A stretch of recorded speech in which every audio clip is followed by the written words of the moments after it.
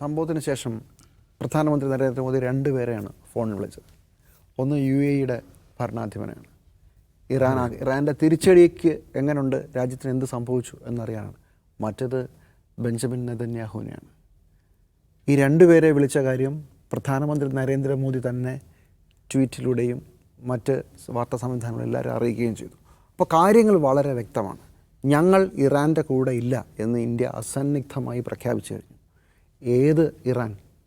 ഒരു സമയത്ത് organisation of Islamic countries കാശ്മീരിലെ മനുഷ്യാവകാശ പ്രശ്നങ്ങളുടെ പേരിൽ UN ഒരു പ്രമേയം കൊണ്ടുവരാൻ പോകുമ്പോൾ അതിനെ വീറ്റോ ചെയ്ത ഇറാൻ. നിർണായക ഘട്ടങ്ങളിൽ ഐക്യരാഷ്ട്രസഭയിലടക്കം ഇന്ത്യയുടെ കൂടെ നിന്ന ഇറാൻ. മധ്യേഷ്യയിലേക്ക് പാകിസ്ഥാൻ ഒഴികെ മറ്റൊരു കവാടം തുറക്കണമെങ്കിൽ നമുക്കുണ്ടായിരുന്ന ഒരേ ഒരു അലയായിട്ടുള്ള ഇറാൻ. പരമ്പരാഗതമായി നമ്മളുമായി വളരെ അടുത്ത ബന്ധം സൂക്ഷിച്ചിട്ടുള്ള ഒരു ഇസ്ലാമിക് രാഷ്ട്രം. ഇസ്ലാം വേൾഡിൽ അങ്ങനെ വലിയ സുഹൃത്തുക്കളൊന്നും ഇന്ത്യക്കില്ല എന്നോർക്കണം. അപ്പോൾ ഇനി ഞങ്ങൾ അങ്ങോട്ടില്ല എന്ന് തീരുമാനിച്ചുറപ്പിച്ചുകൊണ്ടാണ് ഇന്ത്യ ഈ കളിക്ക് പോയിരിക്കുന്നത്. ആ കാര്യത്തിൽ യാതൊരു സംശയമില്ല.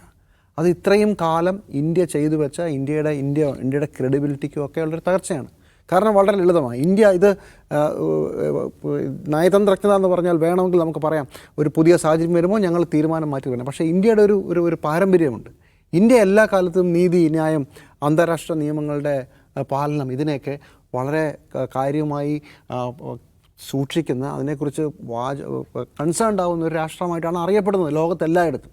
പിന്നെ ഒരു മേമ്പടിക്ക് വസുദൈവ കുടുംബകം മുതലായ നമ്മുടെ ഇഡിയംസ് ഉണ്ട്. അതൊക്കെ ഒരു നമ്പറായിട്ടൊക്കെ ഉപയോഗിക്കാറുണ്ട്, എല്ലാവരും ഉപയോഗിച്ചിട്ടുണ്ട്. പക്ഷേ പ്രശ്നം അതിനെ മുഴുവൻ തള്ളിക്കളയുന്നത് മാത്രമല്ല.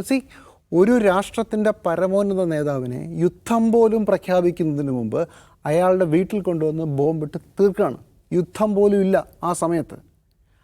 ആ രാജ്യത്തെ ഭസ്മീകരിക്കാൻ തുടങ്ങുമ്പോൾ യുദ്ധം പ്രഖ്യാപിച്ചിട്ടില്ല. ഇത് യുണൈറ്റഡ് നേഷൻസിൻ്റെ, ഇന്ത്യ ഇടയ്ക്കിടയ്ക്ക് കോട്ട് ചെയ്യുന്ന യുണൈറ്റഡ് നേഷൻസിൻ്റെ എല്ലാ നിയമങ്ങൾക്കും എല്ലാ കീഴ്വഴക്കങ്ങളിലെ ലംഘനമാണ്. അങ്ങനെ ചെയ്യുന്ന ഇന്ത്യ ഈ പുതിയ ലോകത്തിന് കൊടുക്കുന്ന സന്ദേശം എന്താണ്? ഇത് വളരെ ട്രിക്കിയായിട്ട് കൈകാര്യം ചെയ്യുന്ന വിഷയം മാത്രമല്ല, ഇന്ത്യയുടെ അന്താരാഷ്ട്ര തലത്തിലെ ഇമേജിനെ കൂടെ ബാധിക്കുന്നതാണ്. നമ്മളിപ്പോൾ ആരായി? അമേരിക്കയുടെയും ഇസ്രായേലിൻ്റെയും കൂടെ കളിക്കുന്ന ഒരു കളിക്കാരനായി മാറുകയാണ് ചെയ്തത്. 2 മാസം മുമ്പ് നമ്മളെ മുൾമുനയിൽ നിർത്തിയ രാജ്യത്തിൻ്റെ പേരാണ് അമേരിക്ക. നമ്മളെ ഭീഷണിപ്പെടുത്തിയ, നമ്മളെ പുച്ഛിച്ച നേതാവിൻ്റെ പേരാണ് ഡൊണാൾഡ് ട്രംപ്. അയാളുടെ കൂടെ കൂടാനാണ് ഇന്ത്യ തീരുമാനിച്ചിരിക്കുന്നത്. ഇതേസമയം പാകിസ്ഥാൻ ചെയ്തൊന്ന് ആലോചിച്ച് നോക്കൂ. പാകിസ്ഥാൻ ഇതിനേക്കാൾ വലിയ കമ്പൽഷൻസ് ഉണ്ട്. ഇറാനാണ് ഒരു വശത്ത്, അതൊരു ഇസ്ലാമിക് രാഷ്ട്രമാണ്. പാകിസ്ഥാന് പല രീതിയിൽ കടപ്പാടുള്ള രാഷ്ട്രം കൂടിയാണ് വേറെ രീതിയിൽ. ഇപ്പുറത്ത് അമേരിക്കയാണ്. പാകിസ്ഥാനിലാണെങ്കിൽ ഇറാൻ്റെ ബോർഡറിൽ അമേരിക്കയ്ക്ക് ഒരു ബേസും ഉണ്ട്. പക്ഷേ ഈ യുദ്ധത്തിൽ പാകിസ്ഥാൻ അമേരിക്കയെ സഹായിച്ചിട്ടില്ല എന്നുള്ളതാണ് നമുക്ക് ഇതുവരെ വരുന്നൊരു വിവരം. അതിന് വളരെ ബുദ്ധിപരമായി അവർ ചെയ്ത്, ഇറാനെയും സഹായം ബുദ്ധിപരമായി ചെയ്ത ഒരു കാര്യം, ഫെബ്രുവരി 6-നാണ് ഈ അഫ്ഗാനിസ്ഥാനിലെ തീവ്രവാദികളുമായിട്ട് പാകിസ്ഥാനിലൊരു സൂയിസൈഡ് ബോംബിംഗ് ഒക്കെ ഉണ്ടാകുന്നത്. പെട്ടെന്ന് ഫെബ്രുവരി 26 എപ്പോൾ വേണമെങ്കിലും അമേരിക്കയും ഇസ്രായേലും ചേർന്ന് ഇറാനെ ആക്രമിക്കുമെന്ന് ഉറപ്പായ സമയത്ത് പാകിസ്ഥാൻ അഫ്ഗാനിസ്ഥാനെതിരെ യുദ്ധം പ്രഖ്യാപിച്ചു. എന്നിട്ട് ഒരു ലോജിക്കും ഇല്ലാതെ യുദ്ധം തുടങ്ങുകയാണ്. എന്തിനാ, ആരാ, എവിടെ, ഒരു പിടിയില്ല. അതിൻ്റെ കാരണം പിന്നീടാണ് വ്യക്തമാകുന്നത്. അപ്പോൾ ഞങ്ങളുടെ അതിർത്തിയിൽ തന്നെ ഒരുപാട് പ്രശ്നങ്ങളുണ്ട്. അതുകൊണ്ട് ഈ സമയത്ത് ഈ യുദ്ധത്തിൽ ഇടപെടാനോ നിങ്ങൾക്ക് എന്തെങ്കിലും ബേസ് തരാനോ നിങ്ങളെ എന്തെങ്കിലും രീതിയിൽ സപ്പോർട്ട് ചെയ്യാനോ ഞങ്ങൾക്ക് പറ്റില്ല എന്ന് അമേരിക്കയോടും അതുപോലെ തന്നെ വേണമെങ്കിൽ ഇറാനോടും പറയാവുന്നൊരു സാഹചര്യം പാകിസ്ഥാൻ തന്നെ ഉണ്ടാക്കി. ഇങ്ങനെ വളരെ ബുദ്ധിപരമായിട്ടാണ് ഇവരൊക്കെ കളിച്ചുകൊണ്ടിരിക്കുന്നത്. ഇപ്പോൾ GCC രാഷ്ട്രങ്ങൾ നോക്കൂ. GCC രാഷ്ട്രങ്ങൾക്ക് ഒരുപാട് ബുദ്ധിമുട്ടുകൾ ഉണ്ടാകുമ്പോഴും ഷിയ ഭൂരിപക്ഷമുള്ള പല രാജ്യങ്ങളുണ്ട് ഇതിനകത്ത്. അപ്പോൾ വളരെ സൂക്ഷിച്ചാണ് ഇവരെല്ലാം കളിക്കുന്നത്. ആ സമയത്ത് ഇന്ത്യ സ്വയം അവരുടെ നിലപാട് പ്രഖ്യാപിച്ചുകൊണ്ട് ഇസ്രായേലിൻ്റെ കൂടെ കൈയിടാനാണ് തീരുമാനിച്ചിരിക്കുന്നത്. അതുകൊണ്ടാണ് സോണിയാഗാന്ധി അവരുടെ കത്തിൽ പറയുന്നത്, നിങ്ങൾ രാഷ്ട്രതന്ത്രജ്ഞത കളിക്കുമ്പോൾ കുറച്ചെങ്കിലും ഒരു ദീർഘവീക്ഷണവും ഒരു യുക്തിയും ഒരു മര്യാദയും, അതാണ് ഇന്ത്യയുടെ ഒരു രീതി. വസുദൈവ കുടുംബകം എന്ന് പറയുന്നത് വെറുതെ അല്ല, നിങ്ങളുടെ ഒരു പാരമ്പര്യം, ഇന്ത്യയുടെ ഒരു രീതി അതാണ്. വാജ്പേയി പോലും അദ്ദേഹം കോട്ട് ചെയ്യുന്നുണ്ട്. വാജ്പേയി ഇറാനിൽ പോയി കൊടുത്ത വാക്കിനെക്കുറിച്ച് പറയുന്നുണ്ട് സോണിയാഗാന്ധി. ഇതെല്ലാം മറന്നുകൊണ്ട് ഒരു ദിവസം പെട്ടെന്ന് പോയി അവരുടെ കൂടെ നിൽക്കുകയാണ്. അന്താരാഷ്ട്ര തലത്തിൽ ഇന്ത്യ ഇതുവരെ തുടർന്നു വന്ന അവരുടെ ഒരു മാന്യത, ഒരു ജെൻറ്റിൽമാൻ അപ്രോച്ച് ഉണ്ട് ഇന്ത്യക്ക്. അതായത് നോൺ അലൈൻമെൻറ്റ് മൂവ്മെൻറ്റ് ഉണ്ടാക്കിയ ഒരു രാജ്യമാണെന്ന് ഓർക്കണം.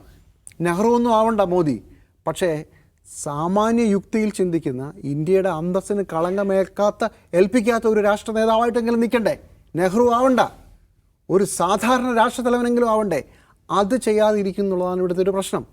ഇത് അടുത്ത ഘട്ടത്തിലേക്ക് കടക്കുമ്പോൾ ഇതെങ്ങനെയാണ് യുദ്ധം തിരിഞ്ഞു മറിയെന്ന് നമുക്ക് പറയാൻ പറ്റില്ല. പക്ഷേ India once for ever American പാളയത്തിലേക്ക് ആയിക്കഴിഞ്ഞു.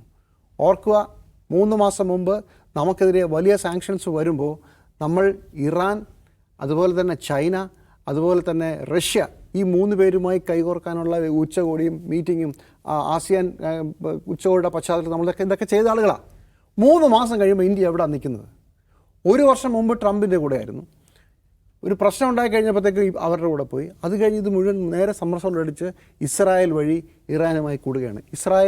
ഈ യുദ്ധത്തിൻ്റെ പശ്ചാത്തലത്തിൽ നിൽക്കുമ്പോഴാണ് മോദി ഇസ്രായേലിൽ പോയി ഹമാസിലെ ഈ ഫലസ്തീനിലെ കൂട്ടക്കൊലയ്ക്ക് ശേഷം ഇസ്രായേലിനുള്ള എല്ലാ പിന്തുണയും കൊടുത്തത്. ഇതെല്ലാം കഴിഞ്ഞിട്ടാണ് ആശാൻ ഇത് ചെയ്തത്.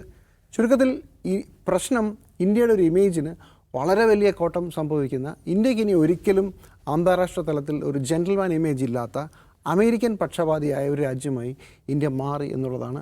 അതിൻ്റെ ഗുണമായാലും അതിൻ്റെ മോശമായാലും ഇന്ത്യ അനുഭവിക്കേണ്ടത്. ഒറ്റ കാര്യം കൂടെ പറയാം.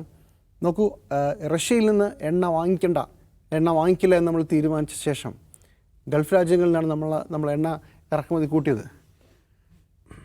ആ കനാലിലൂടെ ഇനി ഒരൊറ്റ കപ്പൽ ചലിക്കണമെങ്കിൽ ഒന്നെങ്കിൽ ഇറാൻ തീരണം, അല്ലെങ്കിൽ ഇറാൻ വിട്ടുകൊടുക്കണം. അപ്പോൾ റഷ്യയിൽ നിന്ന് എണ്ണ വാങ്ങിച്ചുകൊണ്ടിരുന്ന ഒരു രാജ്യം അത് നിർത്തിവെച്ചിട്ട് ഈ എടുത്ത തീരുമാനത്തിൻ്റെ ഉടനടി നമുക്ക് തന്നെ ഫലം അനുഭവിക്കാൻ പോവുകയാണ്. എണ്ണ വില കൂടാൻ പോവുകയാണ്, ഗ്യാസിൻ്റെ സപ്ലൈ കുറയാൻ പോകണം. അമേരിക്ക ഒരു പ്രശ്നം വരില്ല. അമേരിക്കയാണ് ഇപ്പോൾ ലോകത്തെ ഏറ്റവും വലിയ എണ്ണ കയറ്റുമതി തരുന്ന രാജ്യം. അമേരിക്ക അതൊരു വിഷയമേ അല്ല. പക്ഷേ ഇന്ത്യ അനുഭവിക്കാൻ പോവുകയാണ്. ഉടനടിയാണ്, ഇപ്പോൾ തന്നെ സംഭവിച്ചു. വേണമെങ്കിൽ പറയാം, ഇത് കടയിൽ പോയി സാധനം വാങ്ങിക്കുന്ന പോലെ ഇന്ന് റഷ്യയുടെ നിന്ന് വാങ്ങിച്ചു, നാളെ GEC നിന്ന് വാങ്ങിച്ചു. അങ്ങനെ പറ്റില്ല. ഇതിന് ദീർഘ കരാറുകളും മറ്റ് കാര്യങ്ങളും കൊണ്ട് പിന്നെ ഈ സാധനം ഇങ്ങനെ എത്തണം. അങ്ങനെ ഒരുപാട് കാര്യങ്ങളുണ്ട്. അപ്പോൾ തുടക്കത്തിൽ തന്നെ പല കാര്യങ്ങളിലും പാളി. അതിനേക്കാളും ഒക്കെ ഉപരി ഇന്ന് കോൺഗ്രസ് കുറ്റപ്പെടുത്തിയതുപോലെ ഈ വിഷയത്തിൽ വളരെ രാജ്യത്തിൻ്റെ ഒരു അന്താരാഷ്ട്ര തലത്തിലൊരു ഇമേജിനാണ് കോട്ടം സംഭവിച്ചിരിക്കുന്നത്.